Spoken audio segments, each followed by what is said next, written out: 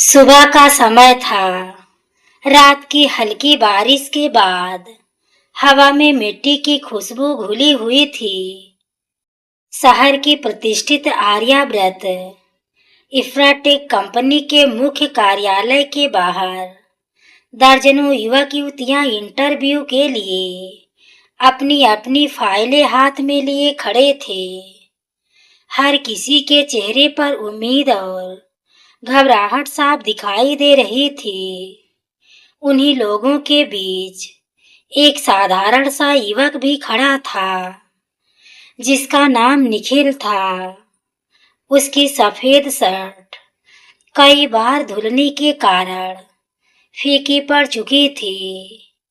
Pant के घुटनों पर पुराने पैबंद लगे थे और जूतों की सिलाई भी कई जगह से खुली चुकी थी।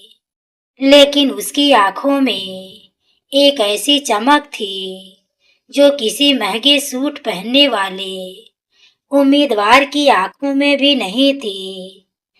घर से निकलते समय उसकी बीमार माँ ने कांपते हाथों से उसके सिर पर हाथ फेरते हुए कहा था, बेटा, नौकरी मिले या ना मिले, कभी झूठ का सहारा मत लेना।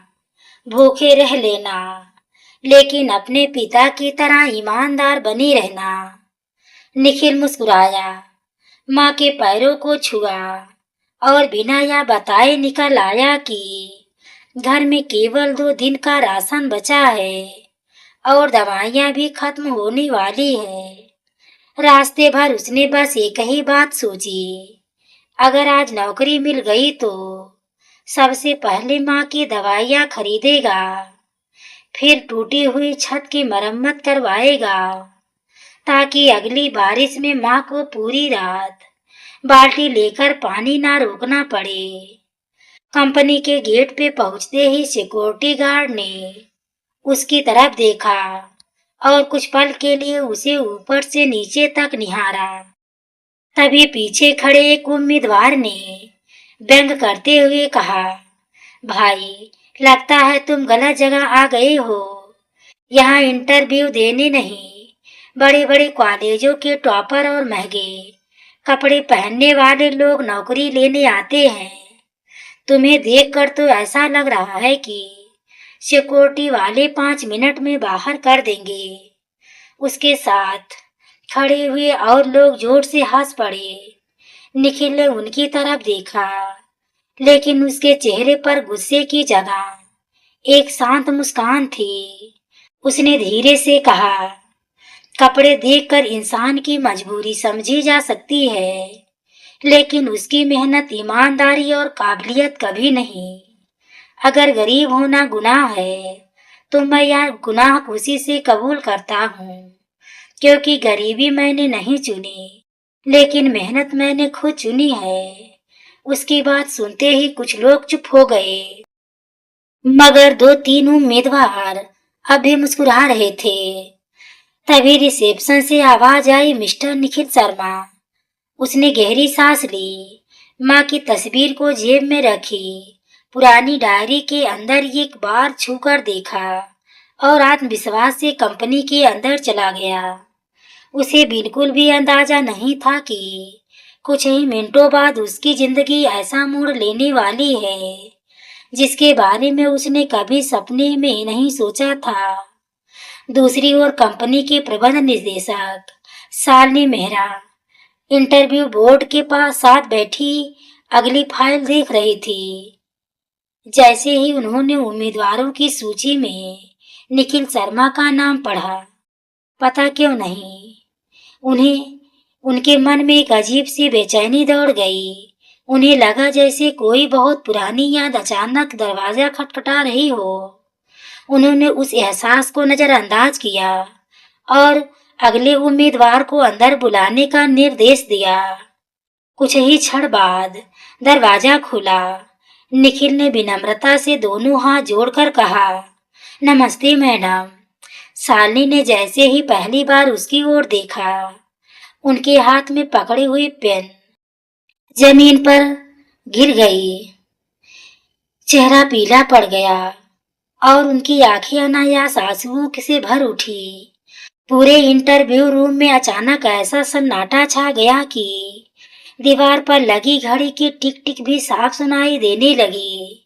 कोई समझ नहीं पा रहा था कि हमेशा कठोर फैसले लेने वाली शालिनी मेहरा एक साधारण गरीब युवक को देखते ही अचानक इतनी भावुक क्यों हो गई थी। निखिल के नमस्ते मैडम कहते ही कमरे में ऐसा सन्नाटा छा गया कि वहां बैठे तीनों वरिष्ठ अधिकारियों ने एक दूसरे की ओर हैरानी से देखना शुरू कर दिया। शालिनी मेहरा कुछ क्षण तक बिना पलक झपकाए निखिल को देखती रही। उनके चेहरे पर भाव लगातार बदल रहे थे, पहले आश्चर्य, फिर अविश्वास और अंत में गहरा दर्द। ऐसा लग रहा था मानो उनके सामने कोई इंटरव्यू देने वाला उम्मीदवार नहीं, बल्कि बीते हुए जीवन का कोई अधूरा अध्याय अचानक जीवित होकर खड़ा हो गया हो। उन्होंने जल्दी से अपने आंसू पोंछे और स्वयं को सामान्य दिखाने की कोशिश की, लेकिन उनके कांपते हाथ इस बात की गवाही दे रहे थे कि भीतर कुछ बहुत गहरा टूट चुका है। बाकी अधिकारी यह समझ नहीं पा रहे थे कि आखिर ऐसा क्या हुआ कि हमेशा समय और अनुशासन की बात करने वाली उनकी निदेशक अचानक भावुक हो उठी। शालिनी ने हल्की आवाज में कहा, मिस्टर निखिल, कृपया बैठ जाइए। निखिल ने विनम्रता से कुर्सी खींची और बैठ गया। उसके चेहरे पर घबराहट थी, लेकिन आंखों में आत्मविश्वास अब भी वैसा ही था। उसे बिल्कुल भी अंदाजा नहीं था कि उसकी शक्ल किसी को पुराने जख्मों को फिर से ताजा कर चुकी है। इंटरव्यू शुरू हुआ। एक अधिकारी ने उसके प्रमाण पत्र देखे और पूछा, तुम्हारी पढ़ाई अच्छे अंकों से हुई है, फिर अब तक नौकरी क्यों नहीं मिली? निखिल ने बिना किसी शिकायत के उत्तर दिया, सर, कई जगह इंटरव्यू दिए, कहीं अनुभव मांगा गया, कहीं सिफारिश।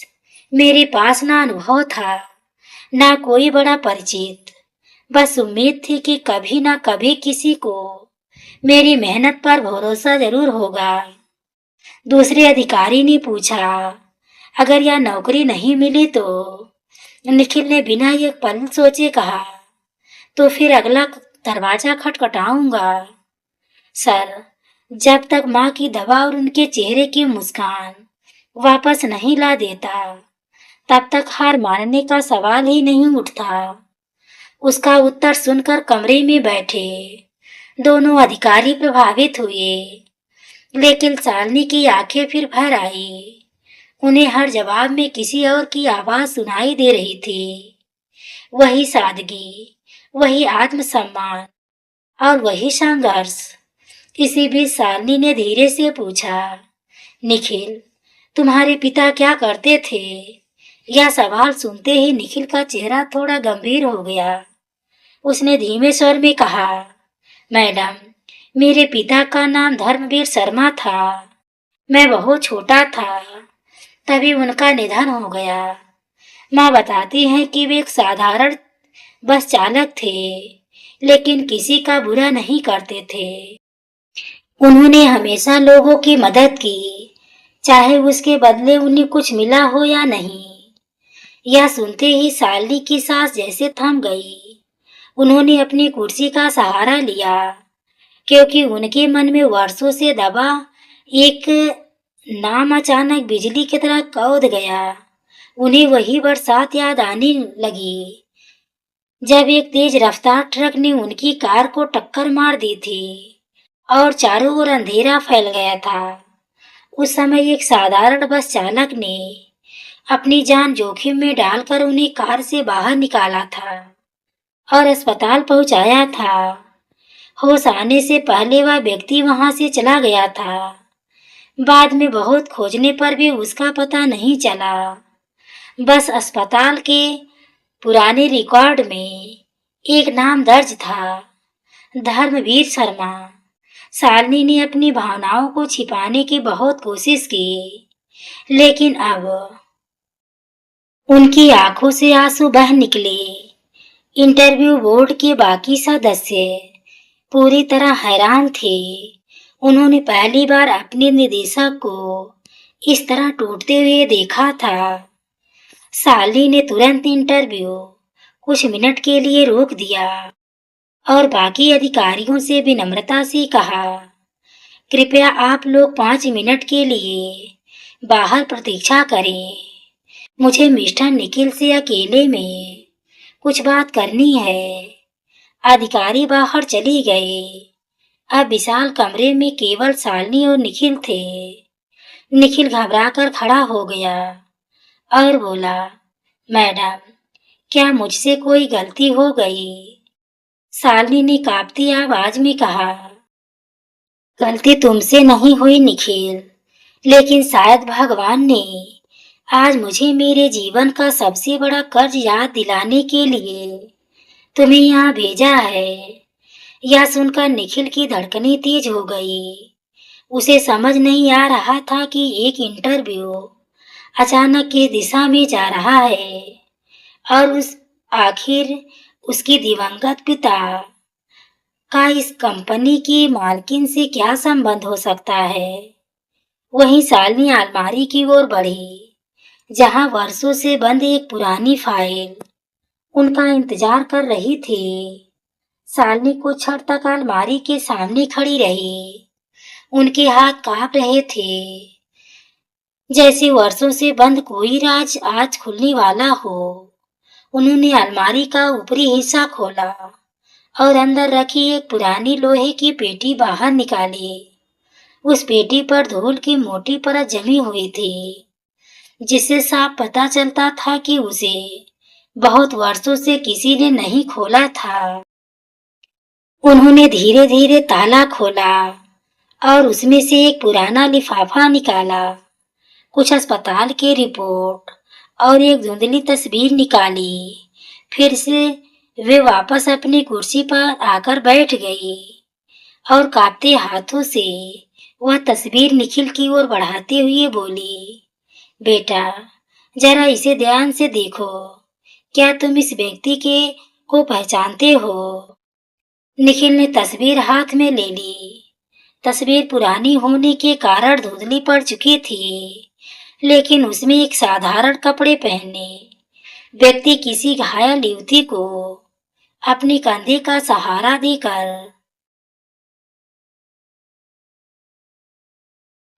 अस्पताल की ओर ले जा रहा था। उस व्यक्ति का चेहरा देखते ही निखिल की आंखें फैल गई। उसकी आवाज भर्रा गई, मैडम, ये तो मेरे पिताजी हैं, लेकिन यह तस्वीर आपके पास कैसे आई? शालिनी की आंखों से आंसू बह निकले। उन्होंने गहरी सांस ली और बोली, आज से लगभग 25 वर्ष पहले मैं कॉलेज से लौट रही थी। रास्ते में मेरी कार बहुत भयानक एक्सीडेंट हो गया। कार में आग लग चुकी थी और लोग दूर खड़े तमाशा देख रहे थे। किसी की हिम्मत नहीं हो रही थी कि जलती हुई कार के पास जाए। उसी समय तुम्हारे पिता वहां पहुंचे। उन्होंने अपनी जान की परवाह किए बिना कार का शीशा तोड़ा, मुझे बाहर निकाला और अपनी बाहों में उठाकर अस्पताल पहुंचाया। उस दिन डॉक्टरों ने कहा था कि अगर 5 मिनट की भी देरी हो जाती तो मेरी जान नहीं बचती। जब मुझे होश आया तब तक तुम्हारे पिताजी बिना अपना परिचय दिए वहां से चले जा चुके थे। अस्पताल के रजिस्टर में केवल उनका नाम लिखा था, धर्मवीर शर्मा। मैंने उन्हें बहुत खोजा, अखबारों में खबर छपवाई, पुलिस से भी मदद ली, लेकिन वे कभी नहीं मिले। धीरे धीरे समय बीत गया, लेकिन मैं उनका एहसान कभी नहीं भूल पाई। निखिल की आंखें नम हो गई। उसने धीमी आवाज में कहा, मैडम, माँ ने हमेशा यही बताया कि पिताजी किसी की मदद करने से कभी पीछे नहीं हटते थे। लेकिन उन्होंने कभी यह नहीं बताया कि उन्होंने आपकी जान बचाई थी। शायद इसलिए कि वे अपने अच्छे कर्मों का जिक्र करना पसंद नहीं करते थे। शालिनी मुस्कुराई, लेकिन वह मुस्कान भी आंसुओं में भीगी हुई थी। उन्होंने कहा, यही तो उनकी सबसे बड़ी महानता थी। आज के समय में लोग छोटी सी मदद करके भी दुनिया को बता देते हैं, लेकिन तुम्हारे पिता ने मेरी जान बचाई और बदले में अपना नाम तक नहीं बताया। कुछ पल दोनों के बीच गहरा मौन छाया रहा। तभी शालिनी ने लिफाफे में एक पुराना पत्र निकाला। उसकी स्याही हल्की पड़ चुकी थी।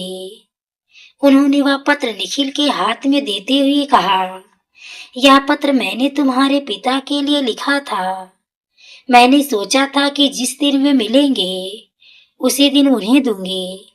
इसमें केवल धन्यवाद नहीं, बल्कि यह वादा भी लिखा है कि यदि कभी उनके परिवार को मेरी जरूरत पड़ी तो मैं बिना सोचे उनके साथ खड़ी रहूंगी।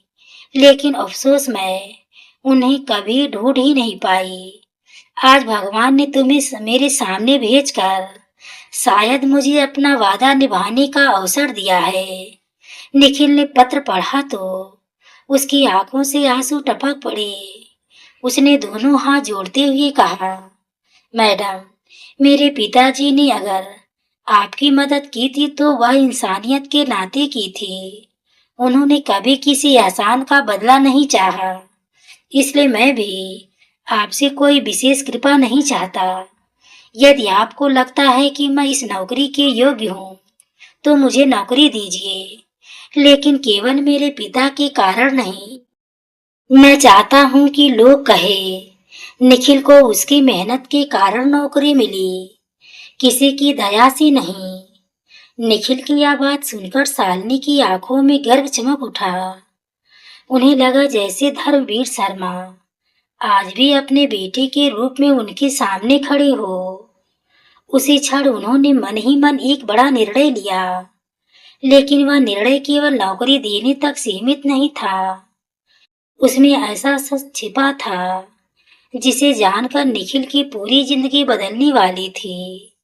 निखिल के शब्द सुनकर शालिनी कुछ देर तक उसे देखती रह गई। उनकी आंखों में आंसू नहीं थे, बल्कि गर्व था। उन्होंने अपने जीवन में सैकड़ों इंटरव्यू लिए थे। कितने ही लोग नौकरी पाने के लिए झूठ बोलते, सिफारिशें लगवाते या दया की भीख मांगते दिखाई दिए थे, लेकिन पहली बार ऐसा युवक उनके सामने बैठा था जो अपने पिता के एहसान का लाभ उठाने के बजाय अपने मेहनत के दम पर पहचान बनाना चाहता था। उन्होंने धीरे से मेज पर रखी घंटी बजाई। कुछ ही क्षणों में इंटरव्यू बोर्ड के बाकी सदस्य फिर कमरे में आ गए। सबके चेहरे पर उत्सुकता थी। उन्हें लग रहा था कि शायद निदेशक अब इस उम्मीदवार को सीधे नौकरी देने की घोषणा करेगी, लेकिन शालिनी ने ऐसा कुछ नहीं किया। उन्होंने शांत स्वर में कहा, इंटरव्यू वहां से शुरू होगा जहां रुका था। इस उम्मीदवार के साथ वही व्यवहार होगा जो हर एक दूसरे उम्मीदवार के साथ होता है। कोई विशेष रियासत नहीं दी जाएगी। यह सुनकर निखिल के चेहरे पर हल्की सी मुस्कान आ गई। उसे लगा कि आज उसके आत्मसम्मान की रक्षा हो गई। इसके बाद सवाल पहले से भी कठिन होने लगे। कंपनी के सबसे अनुभवी अधिकारी ने तकनीकी प्रश्न पूछे। दूसरे अधिकारी ने प्रबंधन से जुड़े जटिल प्रश्न रखे, जबकि तीसरे सदस्य ने ऐसी परिस्थितियां बताई जिनमें अधिकांश उम्मीदवार घबरा जाते थे। लेकिन निखिल हर प्रश्न का उत्तर सोच समझ कर देता गया। जहां उत्तर नहीं आता वहां वह साफ कह देता, सर, इस विषय का पूरा ज्ञान अभी नहीं है, लेकिन सीखने का विश्वास अवश्य है। उसकी यह ईमानदारी पूरे बोर्ड को प्रभावित कर रही थी। लगभग 1.5 घंटे तक इंटरव्यू चलता रहा।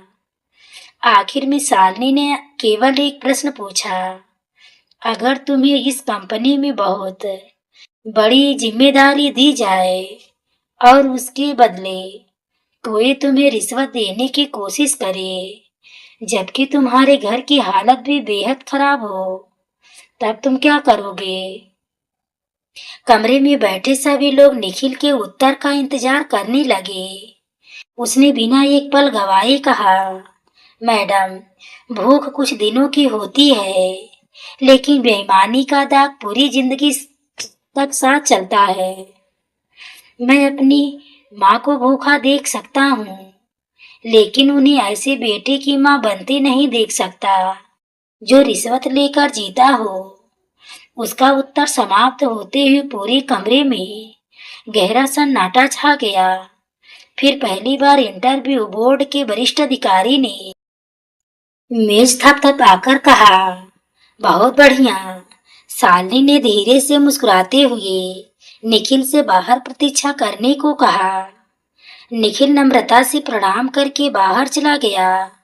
जैसे ही दरवाजा बंद हुआ, एक अधिकारी ने तुरंत कहा, मैडम, इस लड़की को अभी नियुक्ति पत्र दे दीजिए। इसकी ईमानदारी और सोच दोनों असाधारण है। लेकिन शालिनी कुछ क्षण तक चुप रही। फिर उन्होंने वही पुरानी तस्वीर और अस्पताल की कागज सभी अधिकारियों के सामने रख दिए। उन्होंने पूरी घटना विस्तार से सुनाई कि कैसे वर्षों पहले निखिल के पिता ने उनकी जान बचाई थी। यह सुनते ही सभी अधिकारी भावुक हो गए। एक बुजुर्ग सदस्य ने कहा, मैडम, आज समझ आया कि आप उसे न देखकर क्यों रो पड़ी थी। शालिनी ने गहरी सांस लेते हुए कहा, मैं उसे केवल नौकरी देकर अपने मन का बोझ हल्का नहीं कर सकती। धर्मवीर जी ने उस दिन मेरी जान बचाई थी। अगर वे ना होते तो आज यह कंपनी भी ना होती, क्योंकि उसे दुर्घटना के बाद मैंने जीवन को नया उद्देश्य दिया। मैं उनके परिवार के लिए कुछ ऐसा करना चाहती हूँ जिससे उनके त्याग का सम्मान हो। लेकिन ध्यान रहे, यह सम्मान उसकी योग्यता से अलग नहीं होना चाहिए। निखिल को नौकरी उसकी काबिलियत के कारण मिलेगी और उसके पिता के प्रति मेरा ऋण भी अलग से चुकाऊंगी। इतने में शालिनी का निजी सहायक तेजी से कमरे में आया।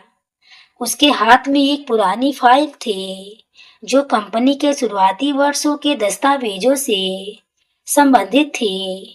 उसने कहा, मैडम, रिकॉर्ड रूम की सफाई के दौरान यह फाइल मिली है। शायद यह आपके काम की हो। शालिनी ने फाइल खोली। जैसे तैसे वह पन्ने पलटती गई, उनके चेहरे के भाव बदलते गए। आखिरी पन्ने पर पहुंचते ही उनकी आंखें आश्चर्य से फैल गई। वहां एक ऐसा दस्तावेज रखा था जिसे देखकर उनके मुंह से अनायास निकला, हे भगवान, यह सच आज तक छिपा कैसे रह गया। उसी दस्तावेज में धर्मवीर शर्मा के हस्ताक्षर थे और उसके नीचे लिखा हुआ एक ऐसा रहस्य था जिसे जानने के बाद निखिल कि केवल नौकरी ही नहीं बल्कि उसकी पूरी पहचान बदलने वाली थी। शालिनी ने तुरंत फाइल बंद कर दी और मन ही मन निश्चय किया कि यह सच सबके सामने तभी आएगा जब सही समय होगा। बाहर कुर्सी पर बैठा निखिल अभी भी यही सोच रहा था कि उसे नौकरी मिलेगी या नहीं, लेकिन उसे बिल्कुल अंदाजा नहीं था कि अगले ही कुछ मिनटों में उसकी जिंदगी का सबसे बड़ा रहस्य उसके सामने खुलने वाला है। करीब 10 मिनट बाद निखिल को दोबारा इंटरव्यू कक्ष में बुलाया गया। इस बार कमरे का माहौल पहले जैसा औपचारिक नहीं था। सभी अधिकारी गंभीर मुद्रा में बैठे थे और शालिनी मेहरा के सामने वही पुरानी फाइल खुली हुई थी। निखिल अंदर आया, हाथ जोड़कर बोला, मैडम, आपने बुलाया। शालिनी ने उसे अपने सामने वाली कुर्सी पर बैठने को कहा। कुछ क्षण तक उन्होंने कुछ नहीं कहा। फिर धीरे धीरे वह पुराना दस्तावेज उसकी ओर बढ़ाते हुए बोली, निखिल, यह केवल एक कागज नहीं है बल्कि तुम्हारे पिता की सच्चाई और उनके चरित्र का सबसे बड़ा प्रमाण है। इसे ध्यान से पढ़ो। कांपते हाथों से निखिल पहले से बहुत बेहतर था। एक दिन कंपनी के मुख्य द्वार पर धर्मवीर शर्मा की एक सुंदर प्रतिमा का अनावरण किया गया। उसके नीचे सुनहरे अक्षरों में लिखा था, सच्चा महान व्यक्ति वह नहीं होता जिसके पास बहुत धन हो, बल्कि वह होता है जो अपने छोटे से जीवन से दूसरों की बड़ी बड़ी जिंदगियां बदल दे। उस प्रतिमा के सामने खड़े होकर निखिल ने आंखें बंद की। उसकी आंखों से आंसू बह रहे थे, लेकिन इस बार वे दुख के नहीं, गर्व के आंसू थे। वहां मौजूद हर व्यक्ति की आंखें नम थी, क्योंकि सब समझ चुके थे कि अच्छे कर्म कभी खोते नहीं, वे समय आने पर सबसे बड़ा सच है। तो दोस्तों, ये रही आज की कहानी। कहानी अगर आपके दिल को छू गई हो तो वीडियो को लाइक शेयर हाइप करना ना भूलें।